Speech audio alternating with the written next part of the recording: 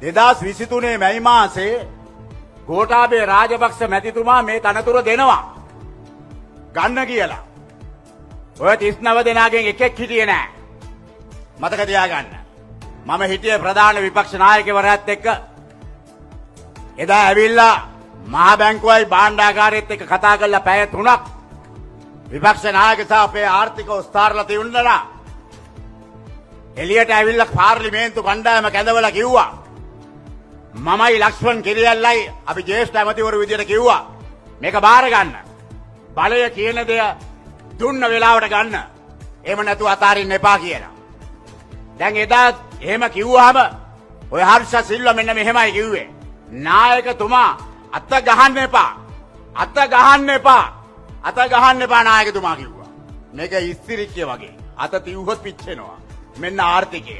මෙන්න එදා කියපු කට්ටිය. දැන් අද යා කියනවා එතුමා මෙච්චර දීර්ඝ කාලයක් ඇවිල්ලා 24 මේ අගෝස්තු මාසේ එනකොට වැට් එක අඩු කරනවා කිව්වාම එයා කියනවා එයා කිව්වලු 2023 මේක කරන්න පුළුවන් කියලා. යකෝ මේ මිනිස්සුගේ මොන ආචාර්යකමක්ද? 2023 කොහොමද මේක කරන්නේ? 2023 ඕක කරන්න ආර්ථිකය තියුණාද?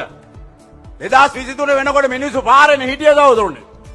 තමුන්නාන්සලගේ මේ පැත්තේ තියුනේ අට්ටාල බැඳගෙන ගොවියෝ උපවාස කරනවා. ඒව නැවතුනේ මේ මහින්ද අමරවීර. රනිල් වික්‍රමසිංහලත් එක්ක එක්කව වෙලා ආණ්ඩුවේ. මේවා හැම තැනකම රැට බලනකොට හම්බන්තොට දිස්ත්‍රික්කේ රාජපක්ෂලට බැන ගොවියෝ පාරවල් වල 100 ගණන්. එහෙමනේ රටක් තිබුණේ සහෝදරනේ. මේකේ රටක් තිබුණාද?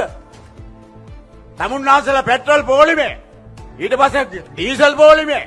ඊට පස්සේ ගෑස් පොලිමේ. ඊට පස්සේ ආහාර පොලිමේ සතොස.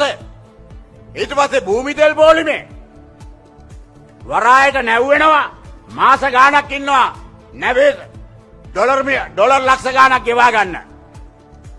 ගෙවා ගන්න කොහමද? සමානල් මුතුකොටු පන්සෙත්යාර්ගේ එතන තියෙන ඩොලර් ටික එක්ක අහු කළා තමයි නැවේ ඩීසල් ටික බාලා තමුන්නාසලට දුන්නේ. මෙහෙම රටක් සහෝදරනේ රනිල් වික්‍රමසිංහ ගන්නකොට